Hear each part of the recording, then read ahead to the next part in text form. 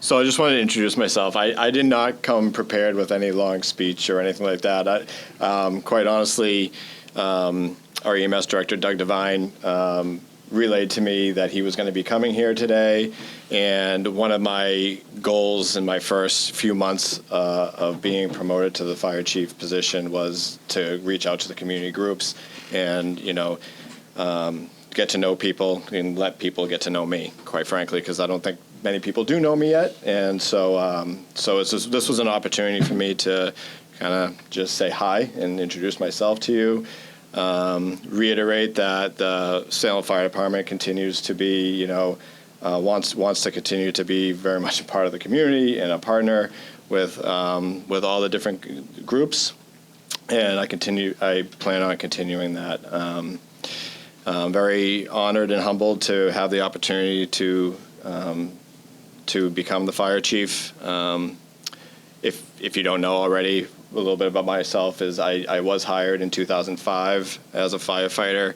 This has really been my entire professional career has been with the Salem Fire Department. So very proud of our department and proud to work for the town of Salem.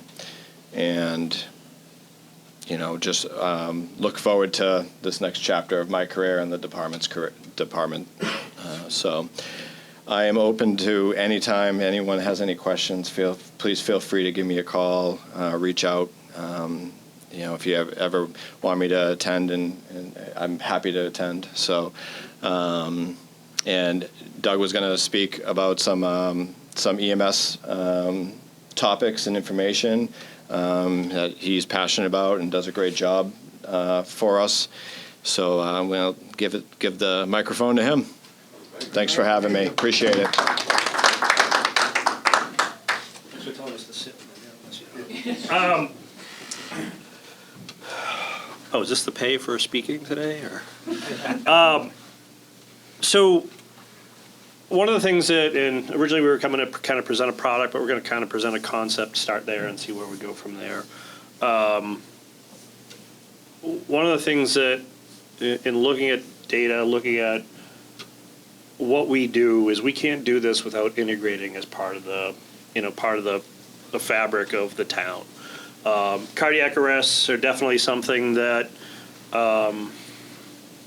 we can't really effectively do our job unless we get assistance from the town. So kind of looking at some of the data points, 74% of the cardiac arrests happen in the house.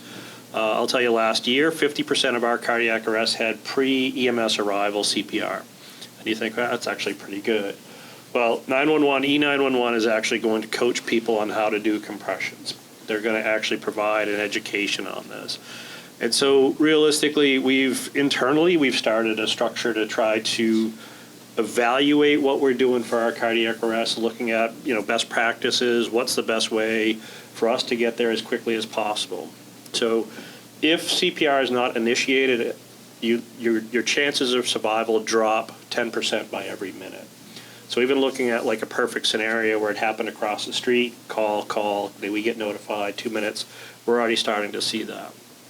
What we're trying to do, or what I'd like to see happen, is to get an integration with the community.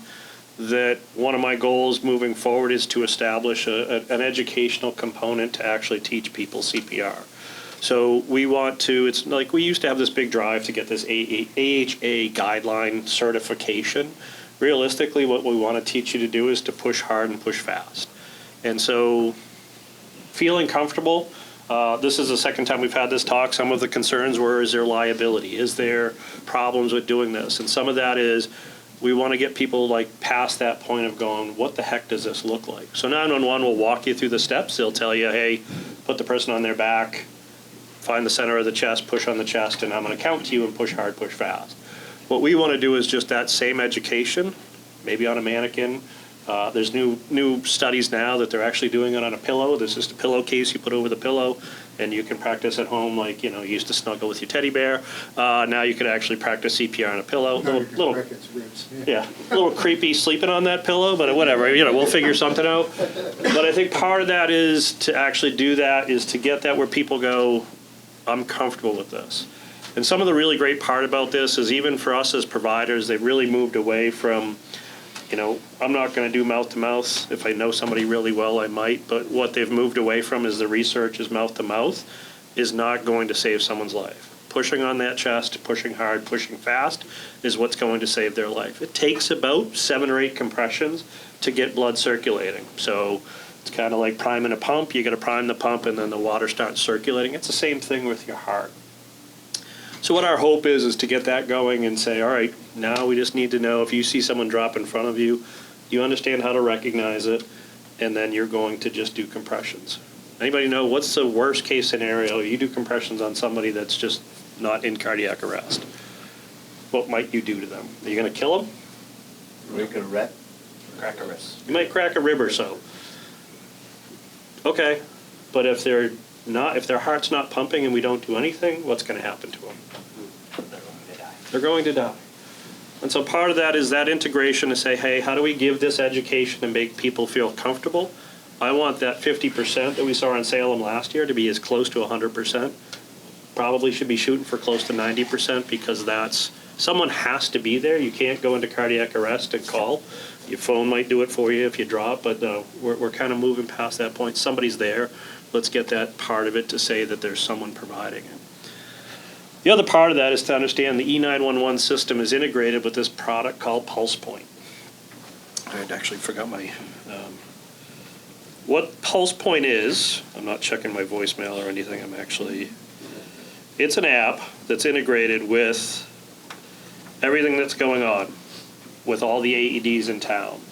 And I can show you this, and there's, let me zoom in a little bit so you can see 2 examples. But there's kind of these little yellow and gray hearts. What those are locations with the AEDs. And so one of the things that I'm not seeking money or seeking sponsorship, one of the things that I would like to see us start working on is I get requests from like the fields, so the ball fields, different services, is I want to make AEDs readily available. So what that product does is when you call 911, it will automatically, if you say cardiac arrest, it's going to tell you where the closest AED is. So one of my goals with integrating with the fabric of the community is to try to make those AEDs like there's going to be one at a place that's going to be open. So thinking about some places that might be, great opportunities are, sometimes it might be, where we have a lot of people.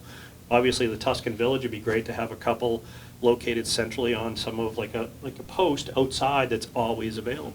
If they're in businesses, they're open during business hours. But I want to get communities, businesses, business groups, and things like that to be comfortable with this idea of putting an AED as many places. So realistically, this came up in the last conversation, the price has really dropped. You can buy someone a Christmas present and actually get them an AED for Christmas. A little weird, but realistically, if someone's in that transition point, the cost for like a home use is about $400. Roughly, you're looking at about $800 to $2,000 for cost for putting in just the AED. There are systems that you could actually put an AED in a warmed box outside that you can actually maintain, and it will stay warm and have access. You can go all the way up to the level of like a little push button. It will notify PD and fire at the same time. And you can actually access that by they can push a button to release it. That's kind of a goal of how to look at, everything we're talking about here, is we're trying to find better ways to both the fire department to provide the best possible service, and then how do we get the community involved to actually all be able to celebrate that this is all something that happens because everybody involved is actually able to make that happen.